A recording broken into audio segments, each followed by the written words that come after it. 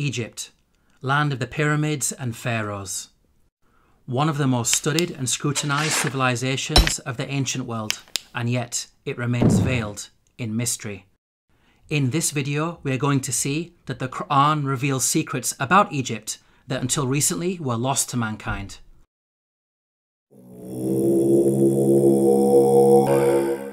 Pharaoh was a tyrant in Egypt, enslaving and persecuting the children of Israel. The Quran states the following about the death of Pharaoh and his supporters.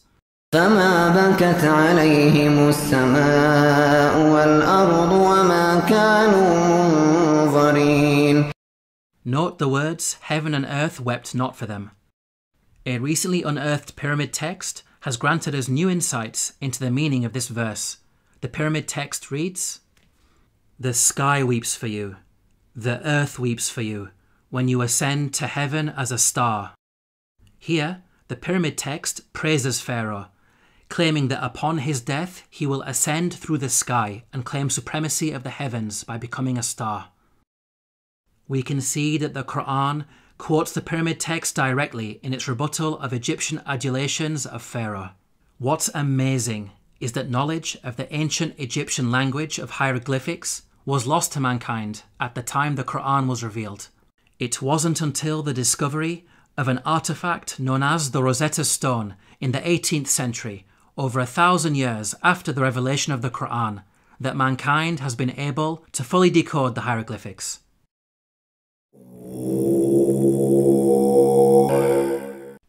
When you hear the word Pharaoh, what comes into your mind?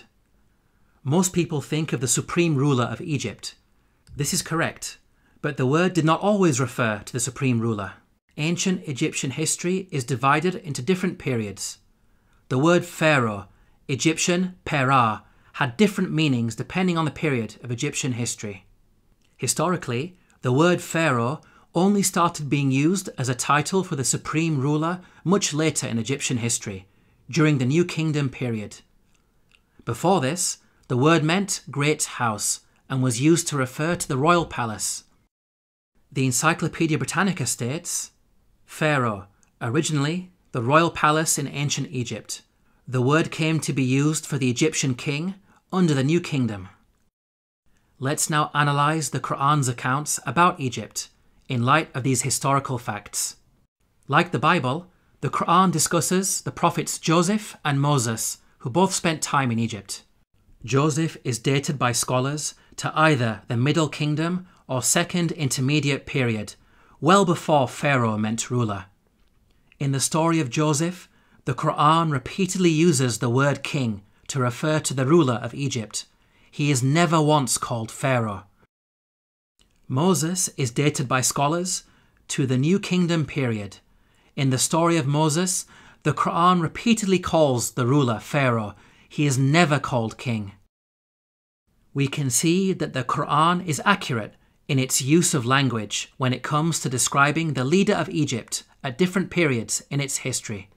How could the author of the Quran have known this?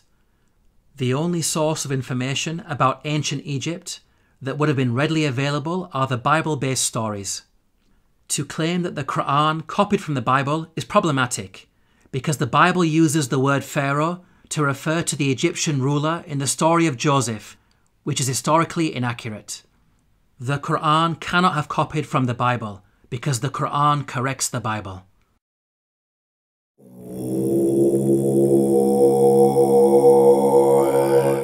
The Bible explicitly states that at the time of the Exodus, the Israelite men were vast in number. The Israelites journeyed from Ramesses to Sukkoth. There were about 600,000 men on foot, besides women and children. If we factor in the women and children, then the total number of Israelites would realistically be in the millions. This claim of a vast nation is problematic in light of other information that the Bible provides. Firstly, Pharaoh is said to have appointed 2 midwives to deliver and murder Israelite babies.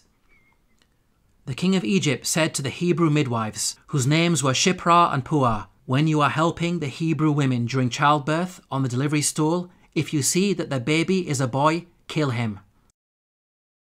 2 midwives would only be sufficient for such a task if the Israelites were small in number and giving birth to a manageable number of babies. 2 midwives would not be sufficient for a vast nation of millions. Secondly, the Bible tells us that after the Exodus, God informed Israel that they would not be granted the land of their enemies straight away. But I will not drive them out in a single year, because the land would become desolate and the wild animals too numerous for you. Little by little, I will drive them out before you, until you have increased enough to take possession of the land.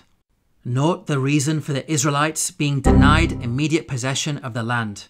It is said that wild animals will overpower them.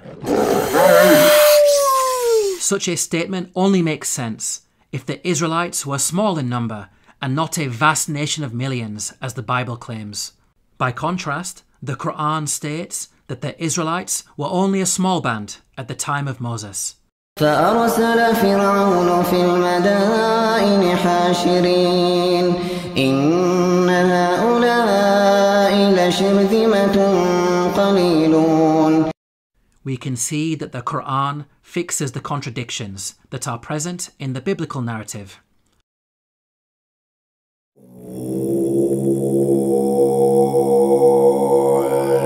The Quran states that the punishment of crucifixion was used in ancient Egypt from the time of Moses all the way back to the time of Joseph.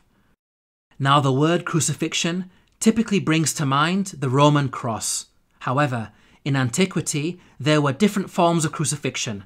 Professor of Archaeology David Chapman wrote, "In studying the ancient world, the scholar is wise not to differentiate too rigidly the categories of crucifixion, impalement, and suspension.